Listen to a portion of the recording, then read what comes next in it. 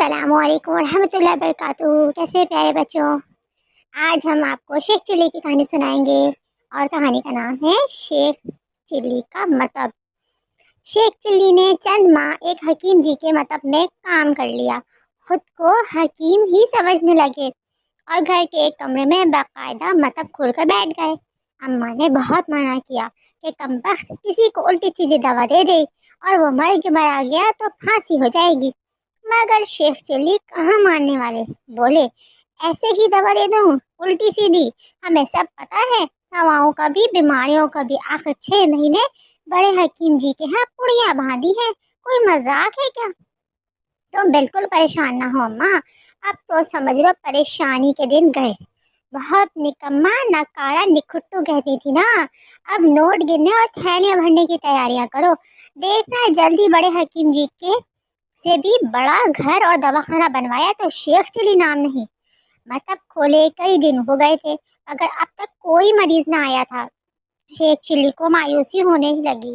ایک روز بیزار سے بیٹھے تھے کہ ایک عورت مطلب میں داخل ہوئی، اس کی گود میں چھوٹا سا بچہ تھا۔ آپ ہی ہیں حکیم جی؟ عورت نے شیخ چلی کو شک بھری نگاہوں سے دیکھتے ہوئے پوچھا۔ ہاں ہاں ہم ہی ہیں حکیم جی، ہمارا مطلب ہے۔ حکیم صاحب فرمائیے کیا تکلیف ہے آپ کو؟ اچھا جی حکیم جی، تکلیف تو کچھ نہیں، بس ایک پریشانی ہے، عورت نے جواب دیا۔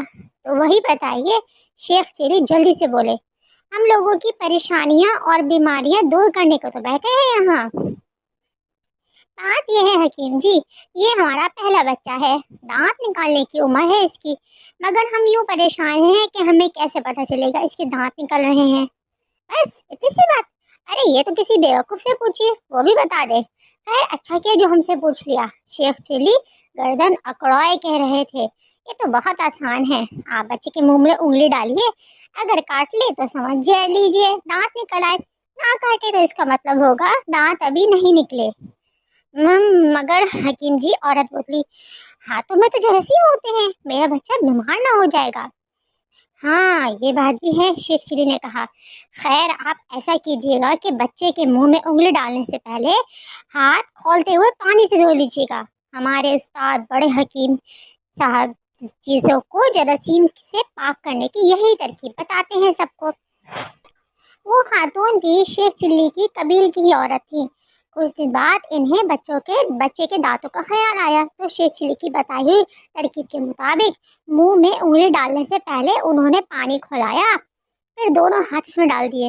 ایک ہولناک چیخ بلند ہوئی، ان کے دونوں ہاتھ بری طرح جھلس گئے تھے۔ چیخ کی آواز سن کر شوہر باورچی خانے میں پہنچا تو وہ تکلیف سے تڑپ رہی تھیں۔ مرہم پٹی کے بعد شوہر کو اصل بات کا پتہ چلا تو وہ سیدھا مطب پہنچا۔ شیخ چلی ایک موٹی سی کتاب پر نظریں جمائے بیٹھے تھے۔ تم حکیم ہو کہ قصائی؟ وہ شخص مطب میں داخل ہوتے ہوئے دھاڑا۔ شیخ چلی کے ہاتھ سے کتاب چھین کر تخت پر پٹک دی اور اب خونخوار نظروں سے انہیں گھور رہا تھا۔ ارے ہائے یہ کیا، حکیم ہیں ہم، ایسے قصاب کا کام بھی جانتے ہیں، کہو بکرا ذبح کر۔ ارے ہائے یہ کیا؟ اچھا وہ تو بالکل گھبرا گئے۔ اس شخص نے اچانک ہی شیخ چلی کا گلا دبوچ دیا اور دانت پیستے ہوئے بولے، ذبح میں کروں گا تجھے، نیم حکیم کی اولاد، تیری وجہ سے دونوں ہاتھ جل گئے ہیں میری بیوی کے۔ مگر ہوا کیا ہے؟ شیخ چلی کے ہاتھوں سے اپنا گلا چھڑواتے ہوئے بولے، کچھ پتا تو چلے، پتا تو تجھے تھانے چل کر ہی چلے گا۔ اس شخص نے ان کا ہاتھ پکڑ کر دروازے کی طرف کھینچتے ہوئے کہا، سیدھی طرح چل نہیں تو جوتا مارتا ہوا لے جاؤں گا۔ یہ ہنگامہ دیکھ کر بہت سے لوگ وہاں جمع ہو گئے۔ اماں بھی دروازے میں آ کھڑی ہوئی تھی۔ لوگوں کے پوچھنے پر اس شخص نے ساری بات بتائی۔ شیخ چلی بھی غور سے سن رہے تھے، فوراً بولے، لو اتنی سی بات پر اتنا ہنگامہ کھڑا کر دیا، ارے ہاتھ جل گئے تو کیا ہوا، ہم جو ہیں حکیم ابن حکیم، ایسا مرہم دیں گے کہ ادھر زخم پر لگاؤ ادھر زخم صاف۔ ابھی لایا۔ شیخ چلی اتنا کہہ کر مطب کی طرف بڑھے مگر اس شخص نے فوراً ان کا ہاتھ پکڑ لیا، نہیں چاہیے ہمیں تیرا مرہم، نہ جانے وہ کیسا ہوگا، تھانے چل وہیں فیصلہ ہوگا۔ لوگوں نے بہت سمجھایا مگر وہ شخص کسی کی بات ماننے پر تیار نہ ہوا۔ اس کی ایک ہی ضد تھی کہ شیخ چلی کو تھانے لے جا کر ان کے خلاف مقدمہ درج کرائے گا۔ بالآخر ان کی اماں کی منت سماجت کام آئی اور وہ شخص اس شرط پر شیخ چلی کو معاف کرنے پر راضی ہوا کہ اس کی بیوی کے علاج معالجے کے علاوہ 100 روپے ہرجانہ سے دیا جائے گا۔